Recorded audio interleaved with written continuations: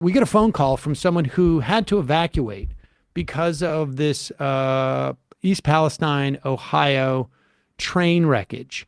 And I believe we've clipped it and posted it. And if you have the opportunity to go listen to it, it's worth listening to, because these folks didn't know what was going on for 24 hours, really.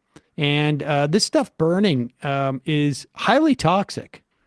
And it apparently also gathers in the basements of people's homes. And yeah, that was the striking detail from that caller, is saying they were checking people's basements for that stuff, so see if it was safe to go down there. Because it seeps into the soil? It literally just goes into the homes, and because it's a heavy gas, it just sort of hangs out in the basement, and it's highly toxic. So people can't go at home, and they're not getting many questions answered. Apparently, it took like I said, almost 24 hours for the train company to know how many cars were full of this stuff and exactly what it was. Now, whether they knew it or not, or didn't just tell people or not, in some ways, both scenarios are equally as bad. These companies are understaffed. We know that. There was a story, there's multiple stories out there now where, when we've talked about this in the context of the near strike that was going to take place with these workers on these carriers, they want more staffing. They were going to go on strike, not just about pay, it was staffing.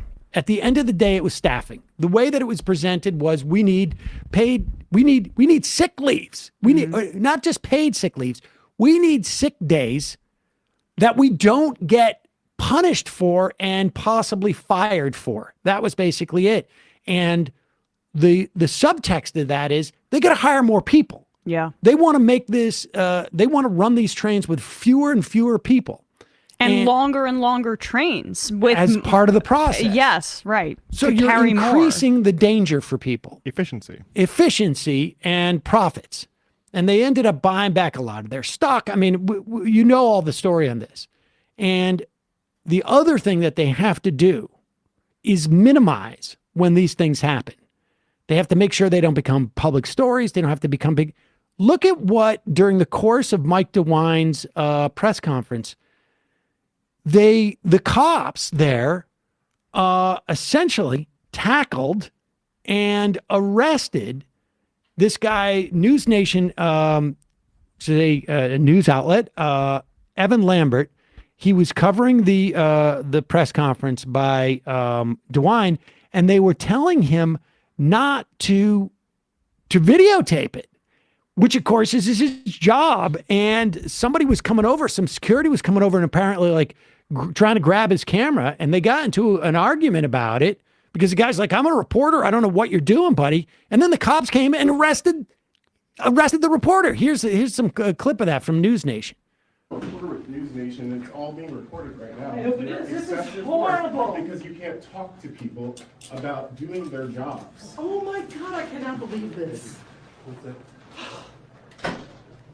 This is horrible.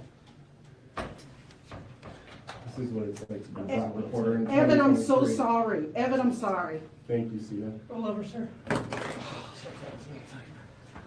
Can you please loosen this because it hurts? Yeah, that one's a little tight, so we are. Oh my God. Thank you very much. This is horrible. Can someone help me? Yeah, Evan, I'm sorry. Oh my Are you God. serious? This is horrible. Doing a live shot gets you arrested. What happened? I got arrested because I was trying to do a live report about what people need to know. And he's been here all week. I've been here all You week. can't do this to him. This is wrong. Why are you arresting him? Thank you, Sita. This is an overreaction if I've ever seen one. You really want to go through this? This is horrible. You're on the national news just because I'm trying to do my job? Why was he arrested? This is his First I want to Amendment comply right. about doing the First Amendment. You guys are distracting from what the governor needs to tell the It is literally my job to be there. Why are you arresting Watch your wall, watch your wall. Why are you arresting Evan?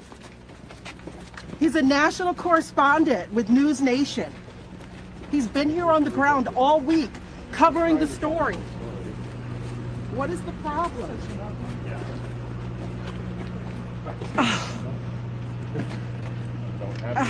All right. Well, that's basically it. I mean, and I, you know, who knows, like what the theory is behind this.